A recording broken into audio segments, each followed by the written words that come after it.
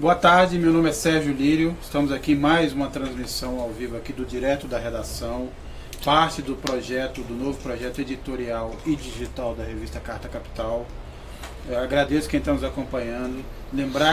Eu gostaria de lembrar também que a Carta Capital está aí numa campanha, num esforço para conseguir novos assinantes e conseguir atravessar esse difícil momento do Brasil econômico.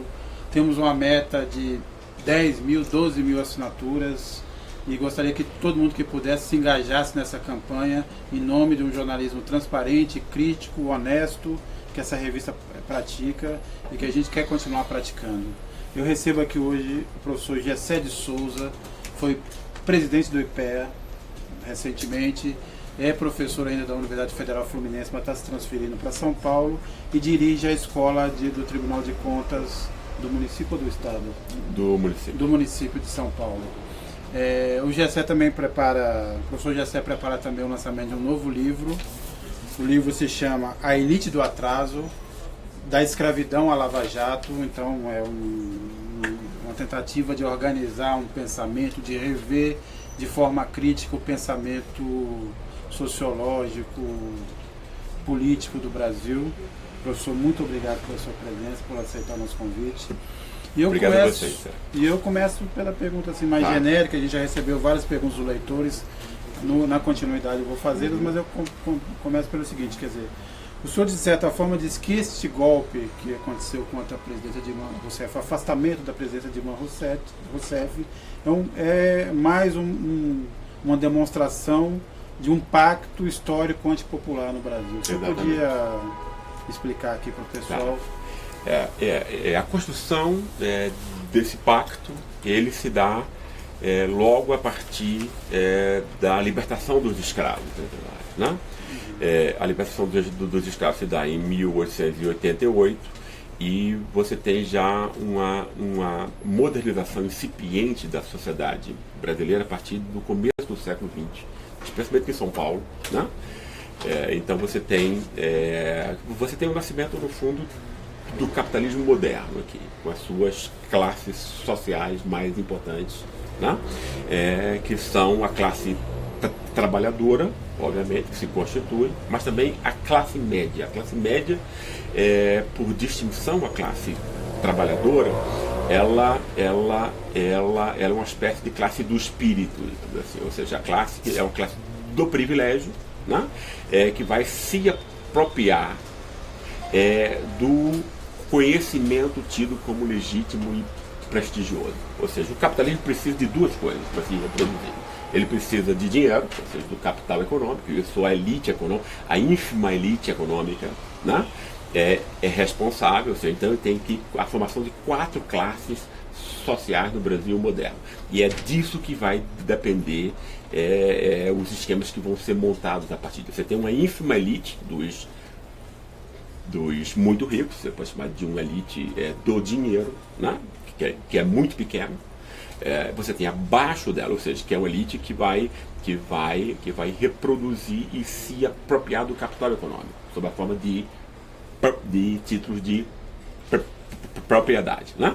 Você tem logo abaixo dela, que você poderia chamar de classe média, que é outra classe do privilégio também, que ela vai se apropriar do conhecimento, que é um outro grande recurso que o capitalismo usa. Ou seja, pense bem que não tem nenhuma função no mercado, nem no Estado, que possa ser exercido sem o conhecimento, né?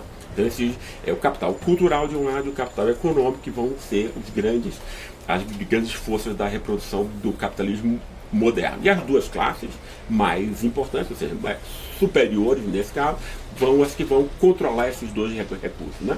A classe média vai controlar o conhecimento tido como prestigioso, ou seja, dos jornalistas, dos professores universitários, dos juízes, etc, né? Que se cria também entre nós no começo do século XX, né? E você tem abaixo disso uma classe trabalhadora precarizada que se forma, e também a continuação da escravidão anterior numa classe abandonada, secularmente entre nós, abandonada, ninguém cuida dela, ninguém olha para ela, né? Ela vai se reproduzindo aos trancos e barrancos, né? Sob a forma da família desestruturada, estruturada, pessoas sem acesso ao ensino formal, ou quando tem... O senhor ressalta sobre essa classe, desculpe interrompê-lo, claro. que apesar de ela ser majoritariamente negra, a questão não seria só uma questão de raça? Não é racial mais. Não é racial mais. Por quê? Né? Quer dizer, porque, por exemplo, ela é majoritariamente negra, mas, quer dizer, não é o fato, quer dizer, essa coisa entre a classe e a raça é extremamente importante. Quer dizer, porque a classe social, ela não é montada pela renda, isso é uma bobagem. Né? Quer dizer, o que monta as classes é uma reprodução delas a partir da socialização familiar. Né? Quer dizer, e um exemplo mostra isso muito bem. Quer dizer, pense nos filhos da classe média, né? Que recebe todo tipo de estímulo para o pensamento abstrato, para a capacidade de concentração, etc. E que chega na escola aos 5 anos como vencedor. Né? Ele vai aprender, né? Quer dizer, vai aprender, quer dizer, não só a família de classe média compra o tempo livre dos seus filhos, o que não acontece com as classes populares entre nós, que com 11, 12 anos já tem que trabalhar e estudar ao mesmo tempo, ou seja, salvo raríssimas exceções, então não vai fazer nenhuma coisa nem outra bem, né? Ou seja, mas também não recebe os estímulos à leitura, né? Ao pensamento abstrato, às histórias cheias de fantasia, etc. Não recebe porque os pais não tiveram acesso a isso, porque foram abandonados. Né? Isso não é culpa das famílias, obviamente. Né? Mas você vai reproduzindo aí, né? Quer dizer, seres humanos que nascem sob as mesmas condições.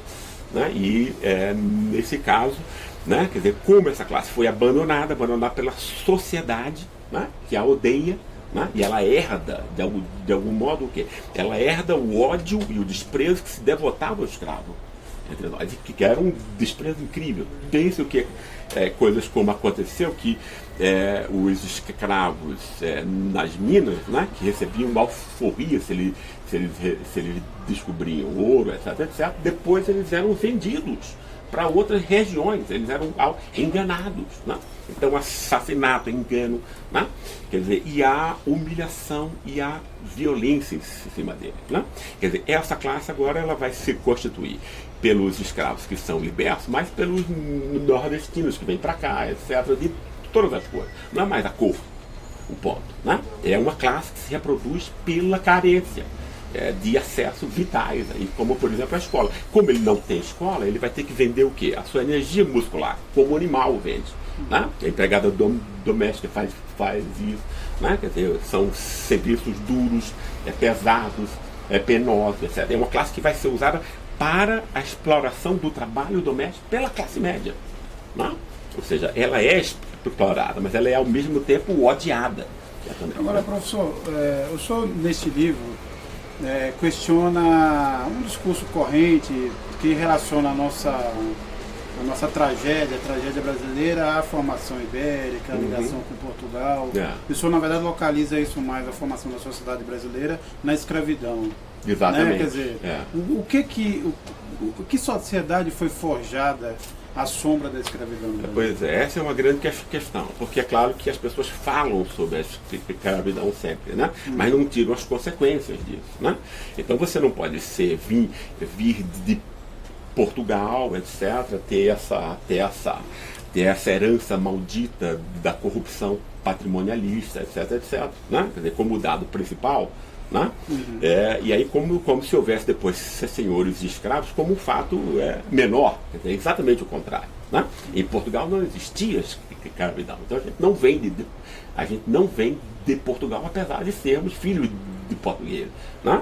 Nós somos filhos, né, de um ambiente escravocrata que cria um tipo de família muito específico, um tipo de justiça muito específico, um tipo de economia muito específica, onde vale tomar a terra dos outros pela força, etc. Né? Quer dizer, é esse tipo de relação que se mantém. Ela se mantém de um modo, quer dizer, nunca houve uma crítica entre nós sobre as consequências disso, jamais. Né? Então essa escravidão, claro, ela vai se manter no seu ódio, por exemplo, aos muito pobres entre nós, né? Mas ela vai assumir novas máscaras, que eu acho que é um ponto interessante que a gente pode aprofundar aqui, né? E ela assume isso como? Quer dizer, passa a existir, a partir do começo do século XX, um pacto antipopular que vai unir essa elite do dinheiro com a classe média, né? Quer dizer, que tipo de, quer dizer, o que vai ser o núcleo desse acordo? Vai ser o moralismo da classe média. Né? Por que a classe média é moralista? Né? A classe média é moralista porque todas as classes não só têm acesso aos bens materiais, mas ela tem que criar uma legitimação para si própria. Né? A legitimação da classe média vai ser a da perfeição moral, né? Que ela pode se contrapor tanto aos mais pobres, mas também contra os ricos. Né? Ou seja, ela não tem o dinheiro nem a riqueza dos ricos, mas ela é mais perfeita moralmente do que os ricos. Esse é o fato que faz com que o moralismo, que é importante para nós todos, esteja na classe média mais em casa do que nas outras classes. De certa classes. forma, esse conceito não se destruiu um pouco com esse moralismo seletivo que a gente tem assistido, ou seja, as pessoas não se indignam mais com a corrupção de um certo grupo do que com o de outro. Claro, esse aí foi um ponto que eu tentei pôr, foi o ponto principal do meu livro anterior, foi a radiografia do golpe. Né? Ou seja, a ideia que eu pus ali, que explica, por exemplo, as manifestações de junho e tal, né? Quer dizer, a ideia foi que essa classe média passou pela primeira vez na história a se sentir ameaçada pela pequena ascensão dos grupos que vinham de baixo. Né?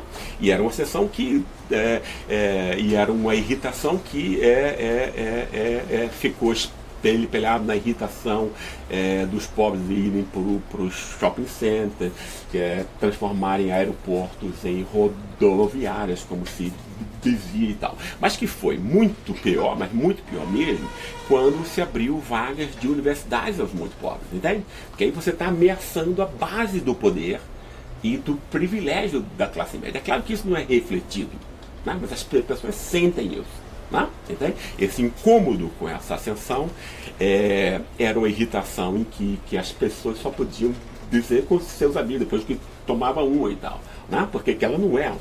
Você não pode ser contra que os pobres e os mais frágeis tenham algum acesso. Isso é anticristão até. Né?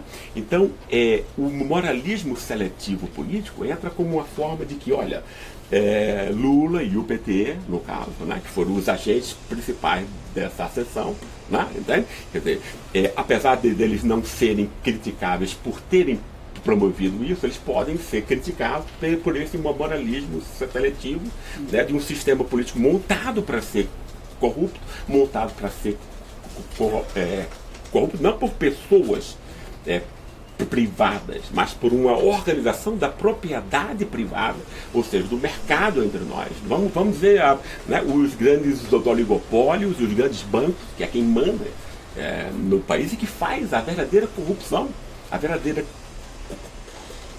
que é quantitativamente muito maior a essa merreca que está sendo agora posto de volta pela Operação Lava Jato, que fala-se em 1 bilhão. Né? Se nós pensarmos só em juros, né? Só na dívida pública, etc., é 1000 vezes mais do que isso. Né? E é uma corrupção que se mostra legalizada simplesmente porque essa classe de grandes plutocratas já comprou para o parlamento para que ele passe leis que são do seu acha que isso explica um pouco essa apatia atual? Porque quando você vai para esse caminho do moralismo, você precisa de um vilão e de um mocinho, de um demônio e de um santo. E o que a gente vê, na verdade, é que todos que estavam antes na trincheira estão sendo agora atingidos. Quem jogava pedra agora virou alvo. Como isso desorganiza esse exercício de poder, esse pacto entre a classe média e a elite, ou não desorganiza? Eu acho que não desorganiza enquanto tal. É claro que agora as pessoas estão começando a pensar e tal, né? Entende? Mas isso, quer dizer, mas sem que você forme um pensamento articulado e novo, você não vai destruir isso. Essa coisa vai entender, mesmo que você diga, ó, sim, quer dizer, então todos são ladrões, então aí você vai começar coisas que são piores ainda, que é estigmatizar a política. Né? Entende? Quer dizer, então, se você estigmatiza a política, você bota Bolsonaro, você bota empresários que vão exercer o poder econômico sem sequer a mediação do poder político. Né? Então, pode-se levar a uma catástrofe muito pior. Né? O que eu acho que é uma grande, que é um ponto importante é que essa fase que nós estamos agora é uma fase que propicia um processo de aprendizado. de aprendizado novo, ou seja, então o sistema político, ou seja, que não é uma coisa que tem a ver com partidos, tem uma coisa a ver com o sistema político, que tem que ser repensado, né? E muito especialmente, né, ao papel de uma elite que é uma elite do saque e da rapina, que é a nossa elite econômica. Esse é o grande ponto que tem que ser posto agora à luz, né, para a própria classe média. A classe média é feita de imbecil por essa elite, ou seja, é uma elite que explora a classe média, né? Basta as pessoas pensarem no que está, no preço que está se tornando agora a saúde pública, né? Por que a saúde pública está ficando cara? Porque os bancos é que estão se apropriando dela, né? Então estão vendendo muito mais caro agora as coisas, né? Então o preço da escola vai aumentar, o preço de tudo vai aumentar. A classe média vai ficar com a corda no pescoço, né? Porque ela está pagando a essa pequena elite, né? Quer dizer, que enfoca a sociedade como um todo. Esse é o tema que tem que ficar óbvio agora, né? A corrupção, a base da corrupção brasileira é uma elite econômica, né, que tudo tem, que mantém a imprensa, que compra a imprensa, que compra a política, né? Então ele mantém o povo no estado de imbecilidade, né? Professor, uma pergunta aqui do nosso leitor Davi Amaral, nosso sócio, leitor, assinante. Qual a diferença entre a escravidão do Brasil e dos Estados Unidos? Né? Onde é que está a diferença da formação cultural quando se analisa o fato de que os dois países tiveram longos períodos de escravidão e tão violentas quanto, né? Exato. Eu acho que não tem tanta diferença assim e tal. Se nós formos ver o grande passo, quer dizer, a coisa mais importante é que a parte não escravocrata chegou a dominar a parte que era escravocrata nos Estados Unidos, e que entre nós isso jamais aconteceu, ou seja, aqui ainda é pior, né? Mas eu não acho a situação americana de modo algum exemplar, né? Os Estados Unidos são um país extremamente violento, desigual, né? Por conta disso, né? Também. Quer dizer, acho que a escravidão é extremamente importante nisso, porque, por exemplo, você não tem um país que tenha um passado escravocrata, o quê? A prática é de uma cidadania e tal, como você tem no continente europeu, né? Tem um autor importante, que é o Norbert Elias, que ele vai explicar a civilização europeia pela ruptura com a escravidão do mundo antigo, né? Ou seja, porque sem que você considere o outro em alguma medida humano, né, você não tem culpa, você não tem remorso, etc. Que é exatamente o que nós temos hoje, né? Nós temos uma sociedade sem culpa e sem remorso, que humilha e mata os pobres, né? Pergunta aqui do... Desculpa aqui que eu me perdi um pouquinho, que as perguntas foram subindo uma para cima da outra. Do Gerson Laerte da Silva Vieira. O senhor acredita realmente que a sociedade brasileira poderá abrir os olhos para as profundas desigualdades existentes no país? Quer dizer, alguma hora a gente vai entender que a desigualdade é a base dos problemas? Exatamente isso. Eu acho que esse é o ponto e tal. Eu acho difícil isso, quer dizer, com a imprensa como nós temos, né? Entende? Uma imprensa desregulada e a serviço do dinheiro, né? E o ouvinte e o telespectador não tem sequer um padrão de comparação, né? É ridículo a nossa televisão, né? Você tem programas de debate com pessoas que falam a mesma coisa. Isso é um lugar louco, né? Isso não existe em nenhum outro lugar, em nenhum país minimamente civilizado. Então é muito difícil, com uma mídia tomada a esse ponto, você ter alguma forma de processo de aprendizado, né? Mas é claro que a gente tem que tentar, né? Professor, o Antônio Marcos pergunta, relembra o início do livro do senhor, A Ralé Brasileira, que o senhor teria dito que é uma ideia falsa acreditar que não é possível resolver o problema da educação com vontade política, com canetada. É isso mesmo? Dá para resolver? Um governo com uma estratégia, com uma canetada, você resolveria o problema educacional brasileiro?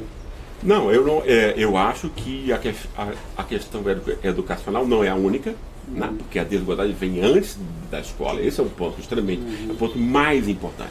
A desigualdade começa no berço, e por conta disso ela é injusta, né? Porque desde o berço as crianças recebem estímulos que são muito distintos, e o Estado e a sociedade é que tem que vir e equalizar as coisas, o que não é feito, obviamente, né? Entende? Mas é claro que a escola é extremamente importante. Aí você tem que ter uma escola melhor ainda para o pobre, que não tem os estímulos que os caras que as pessoas da classe média já têm de graça, de mão beijada, né? Simplesmente porque nascem num ambiente que vai ter todos os estímulos ao aprendizado, tá, né?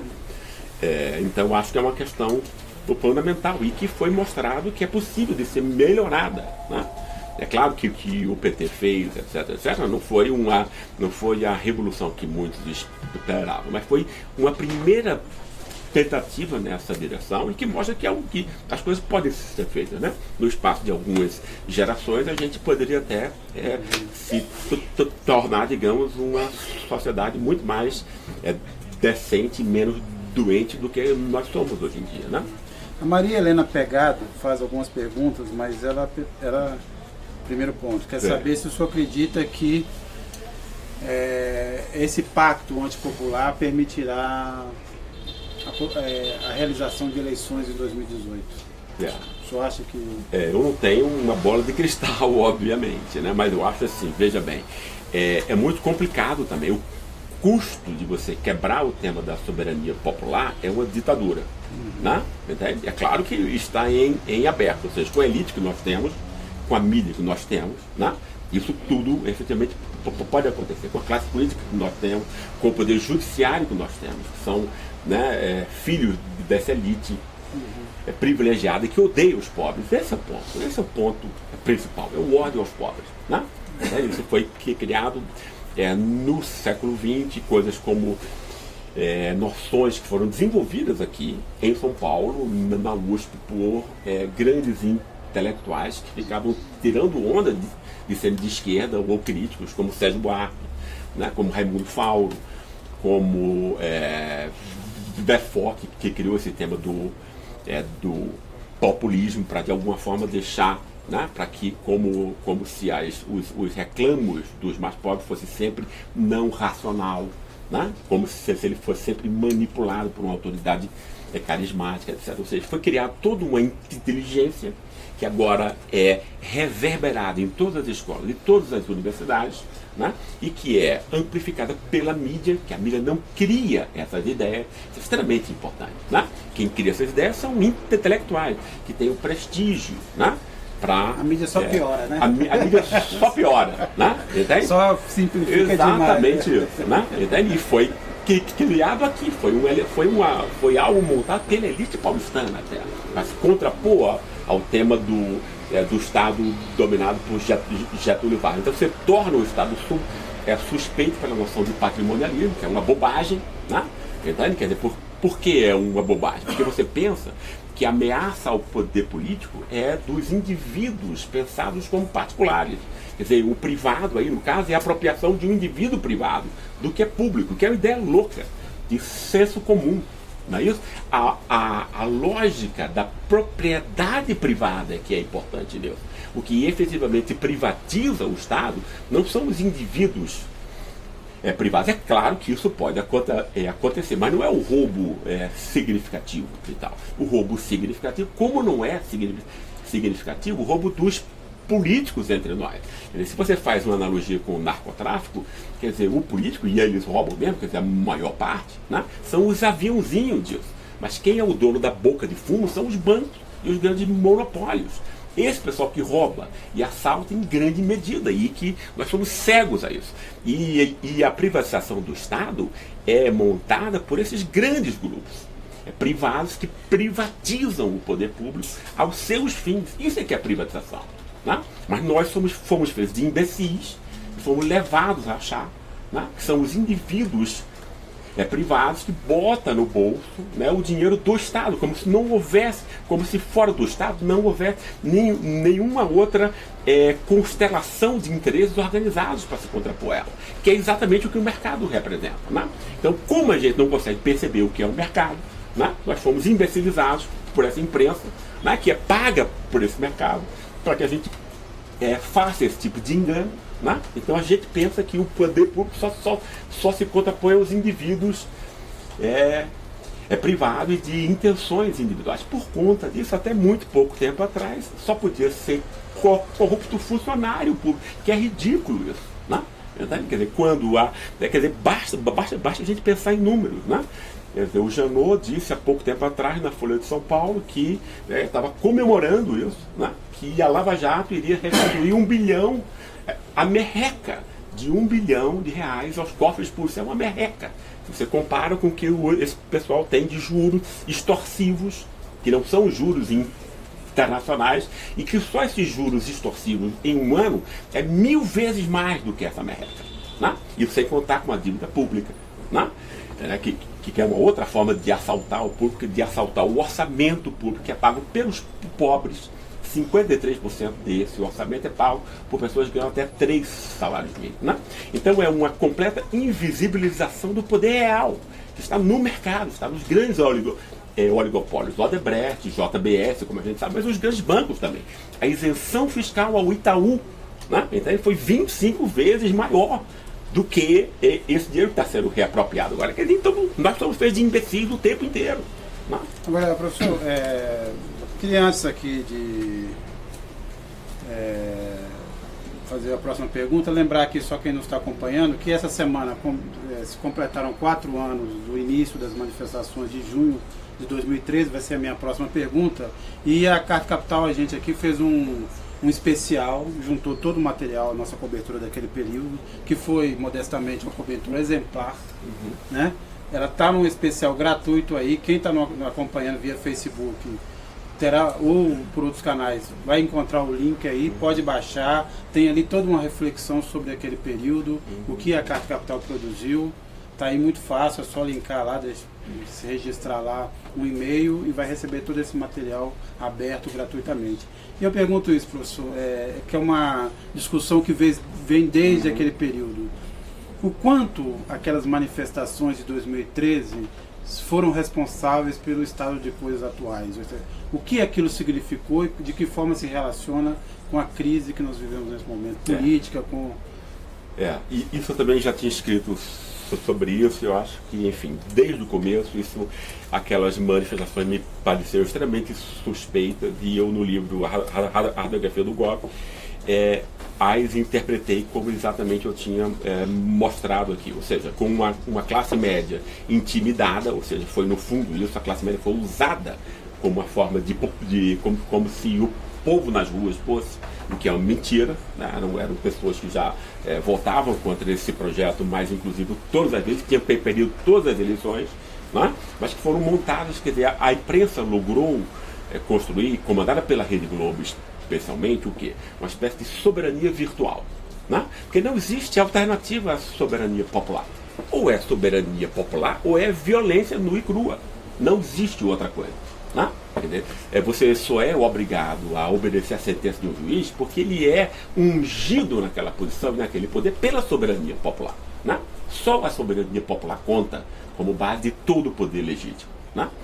O que foi que a mídia entre nós, organizada, que é uma mídia completamente venal, ligada apenas a interesses econômicos, nunca foi emancipadora, nunca promoveu nenhuma espécie de debate, né? Quer dizer, o contrário disso, né?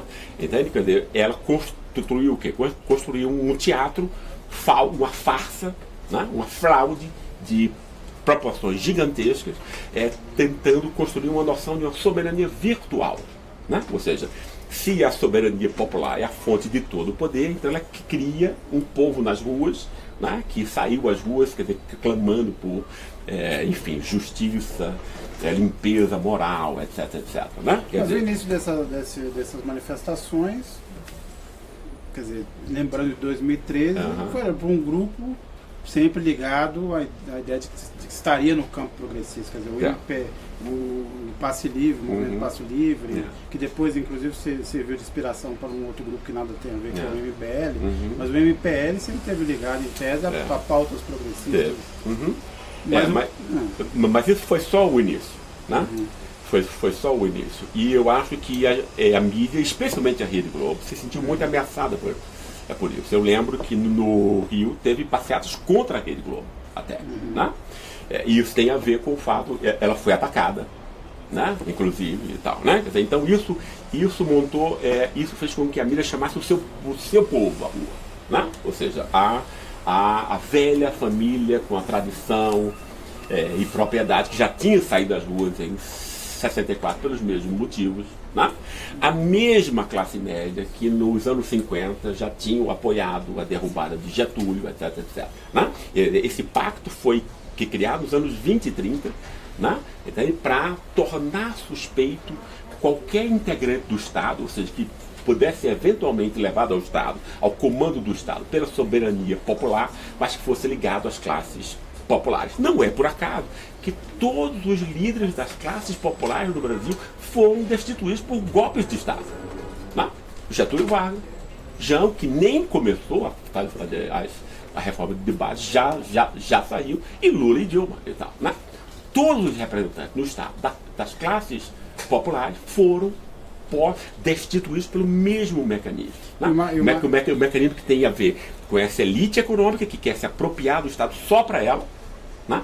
E da imprensa a serviço dessa classe, que aí monta esse moralismo seletivo. E o mais engraçado no caso da Dilma Rousseff é que ela acabou sendo deposta no momento em que ela aplicava a agenda do adversário. Exatamente. Então é uma situação mais complicada. Mas aí, como ela tinha mexido nos juros, que queria ter mexido nos juros, que é o grande a grande forma de drenagem de recursos da sociedade inteira para a mão dessa meia dúzia, ela não foi mais confiável, né? É para ele do que... O leitor sócio Lúcio Flávio de Castro pergunta: o senhor escreveu num texto que as diretas já de 84 foram manipuladas, e ele pergunta: o que o senhor acha da atual campanha das diretas já? Ah, tá. Não, eu acho que a atual campanha é uma tentativa, distinto das outras, né? Quer dizer, da outra, porque no fundo a outra direta já no fundo era uma reação ao plano, ao segundo PND do Geisel, que era estatizante, contra o que os empresários aqui queriam, né? E tal. Quer dizer, esse novo manifesto, essa nova manifestação é diferente, é uma tentativa de recuperação de uma soberania popular que foi aviltada. O senhor acha que é uma campanha com possibilidade de prosperar ou não? Ou o cenário já mudou bastante? Eu acho que infelizmente é difícil, né? Também mais uma vez, porque a imprensa está comprada para produzir isso. É muito difícil isso, você tem uma mídia completamente articulada contra você. Agora, professor, aqui a gente já está caminhando para o final, tem muitas perguntas aqui que eu não vou conseguir fazer todas, mas eu pergunto: o que aconteceu na visão do senhor nesse, vamos chamar assim, condomínio do golpe, para que você tenha tido esse racha recente, quer dizer, uma parte dessa própria mídia tendo se voltado contra o Temer? O que o senhor acha que está se passando nesse momento? Pois isso é a questão de, não é nem de $1 milhão, é de $1 bilhão, né? Entende? Eu acho que tem uma participação aí, obviamente, isso a gente só vai ter de repente certeza daqui a 10 anos ou 20 anos, quando não importar mais, né? Claro, né? Mas eu acho que tem uma importância do Departamento de Justiça dos americanos, extremamente importante nesse golpe, como em todos os outros golpes no Brasil, obviamente, né? E eu acho que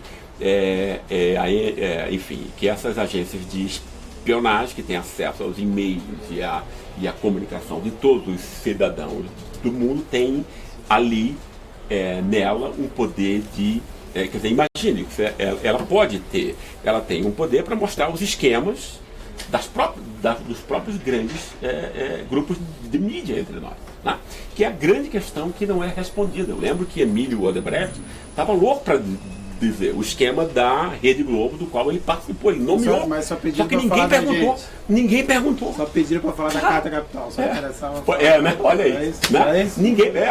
Ninguém perguntou. Os procuradores que estavam lá não tiveram, quer dizer, o que mostra que é um interesse extremamente seletivo em esclarecer qualquer corrupção. Emílio Odebrecht estava louco para contar e ninguém perguntou a ele, né? Então, quer dizer, mostrar, quer dizer, de quanto quer dizer, o esquema de corrupção, de que é real, corrupção, de como a mídia consegue, né? Entende? Quer dizer, criar consensos, mentir e fraudar em grandes proporções, né? A capacidade de reflexão de um povo. Isso sequer isso não pode ser medido em termos de dinheiro. É claro que isso é de dinheiro, né? E tal, né? Mas isso é também um ataque, né, ao que a gente tem de experiência humana e de aprendizado mais importante, né? É uma mídia que nos mantém atrasados, né, por conta de dinheiro, de uns trocados aí, né? Então, e eu acho que isso deve estar, né, quer dizer, o Departamento de Estado sabe, né, quem está metido, né, e usa seletivamente isso e tal, né? Eu acho, quer dizer, são coisas, quer dizer, isso aí é a minha intuição, né? São coisas que a gente, infelizmente, só vai poder saber quando for muito tarde, né? Professor Gessé, eu agradeço. Só queria perguntar realmente a derradeira. Quando é que é o lançamento do livro? O lançamento do livro vai ser em agosto agora. Então, agosto. Pela editora Leia. Novo livro do professor Gessé de Souza, intitulado A Elite do Atraso, da Escravidão à Lava Jato. É isso aí. Em agosto vocês vão poder ter a oportunidade de ter acesso a esse livro. Eu, professor, agradeço quem nos acompanhou, pedir desculpas porque não foi possível fazer aqui, foi uma quantidade imensa de perguntas que não, infelizmente, mas de forma geral o professor conseguiu responder. Lembrá-los que do especial que faz uma reflexão sobre os 4 anos das manifestações de junho de 2013 e suas consequências. Os links estão aí no Facebook, no nosso site, é de graça, é só baixar lá, pedir o link, todo mundo vai ter acesso a esse material e a nossa cobertura daquele período. E pedir para vocês ficarem atentos aos próximos diretos da redação de Carta Capital e lembrá-los da nossa campanha em busca de assinatura. Mais assinantes, o professor Gessé, por exemplo, é assinante, né? Exatamente, sou. Assinante da revista e tal. Obrigado e boa tarde.